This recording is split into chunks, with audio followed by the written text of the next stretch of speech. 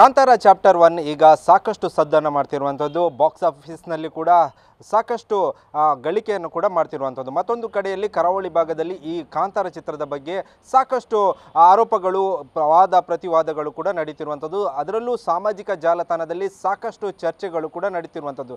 ಇದರ ಬಗ್ಗೆ ಮಾತಾಡಲಿಕ್ಕೆ ನಮ್ಮ ಜೊತೆ ವಾಗ್ಮಿ ಚಿಂತಕರಾಗಿರುವಂಥ ಮತ್ತು ವಕೀಲರಾಗಿರುವಂತಹ ಸಹನಾ ಕುಂದರ್ ಇದ್ದಾರೆ. ಅವರನ್ನು ಮಾತನಾಡಿಸ್ತಾ ಹೋಗುವ. ಮೇಡಮ್, ಈಗ ಕಾಂತಾರ ಚಾಪ್ಟರ್ 1 ರಿಲೀಸ್ ಆಗಿರುವಂಥದ್ದು, ನೀವು ಕೂಡ ನೋಡಿರ್ತೀರಿ.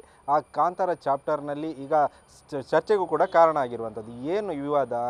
ಆ ಚಾಪ್ಟರ್ 1ರಲ್ಲಿ ದೈವದ ವಿಚಾರದಲ್ಲಿ ಯಾವ ರೀತಿ ನಿಂದನೆ ಆಗಿರುವಂಥದ್ದು?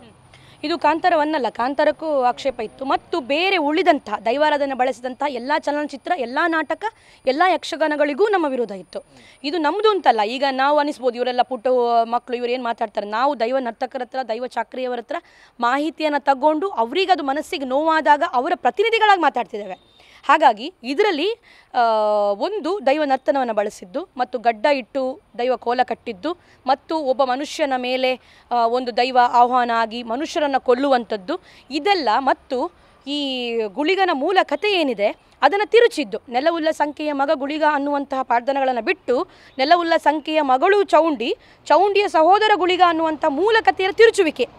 ಮತ್ತು 2-3 ಬಾರಿ, 2 ಸಲ ಈ ಕಡೆಯ ಒಂದು ಪಾರ್ಟ್ ಇದೆಯಲ್ಲ ಕೋಲದ್ದು, ಅದರ ಅಗತ್ಯ ಇಲ್ಲ, ಅದನ್ನು ತೋರಿಸಿದ್ದಾರೆ ಅಲ್ಲಿ. ಸೊ ಈ ದೈವ ಕೋಲವನ್ನು ಮಾಡುವಂಥದ್ದಿಲ್ಲ, ಇದಕ್ಕೆ ಪೂರ್ತಿ ಆಕ್ಷೇಪ ಇದೆ.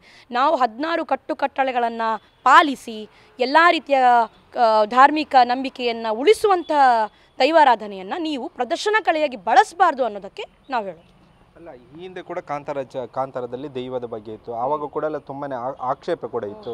ಈಗ ಮತ್ತೆ ಅವರು ಅದೇ ಒಂದು ಅಂದರೆ ದೈವದ ಒಂದು ಸೀನನ್ನು ಕೂಡ ಇದು ಕಾಂತಾರದಲ್ಲಿ ಬಳಸ್ಕೊಂಡಿರುವಂಥದ್ದು. ಯಾಕೆ ನಿಮ್ಮ ಆಕ್ಷೇಪ ಯಾಕೆ ಇರುವಂಥದ್ದು ಅಂತ, ಯಾಕೆ ಅದು ಹಿಟ್ಟಾಗಿರೋದಕ್ಕೆ ಆಕ್ಷೇಪ ಇರುವಂಥದ್ದು ಯಾಕೆ ಅಂತ? ಅಲ್ಲ, ಹಿಟ್ಟಾದರೆ ಅದು ಅವ್ರಿಗೆ ಒಳ್ಳೆಯದು, ಅವರು ಹಣ ಮಾಡ್ತಾರೆ, ನಮಗೆಲ್ಲ ಏನು ಕೊಡಲ್ಲ.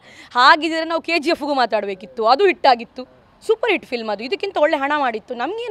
ನಮಗೇನಿಲ್ಲ, ನಮಗೆ ಚಲನಚಿತ್ರಗಳು ವಿನ್ ಆದರೆ ನಮಗೆ ಬಹಳ ಖುಷಿಯೇ. ನಾವು ಕಲಾವಿದರ ಥರ ನೋಡುವವರು ಇಲ್ಲಿ ತುಳುನಾಡಿನವರು.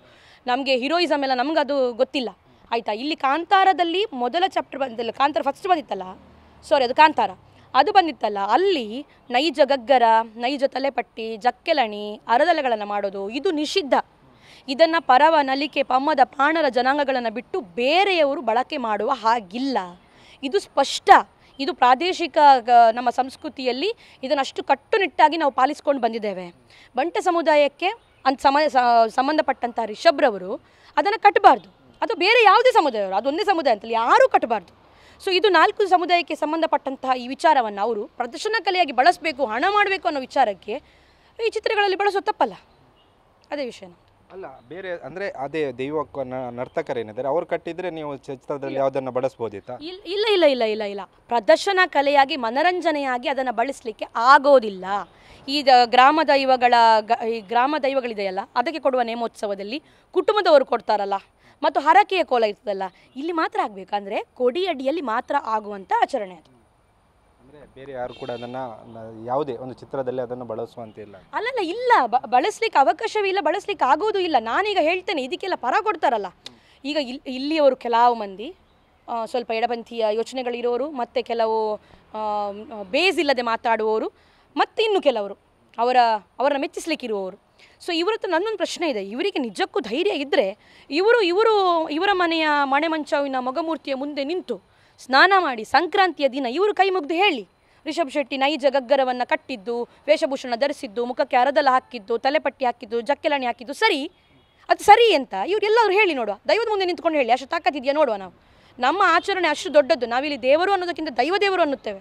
ಅಷ್ಟು ಮೌಲ್ಯ ಇದೆ ಈ ಜಾಗಕ್ಕೆ. ಇದು ಪುಣ್ಯ ಜಾಗ, ಇದು ದೈವಗಳ ನಾಡು. ಸೊ ಹಾಗಾಗಿ ಇದನ್ನು ಬಹಳಷ್ಟು ಗಂಭೀರವಾಗಿ ಪರಿಗಣಿಸಬೇಕು ಅಂತ ನಾನು ಕೇಳೋದು. ಅಂದರೆ ಒಂದು ಕಡೆ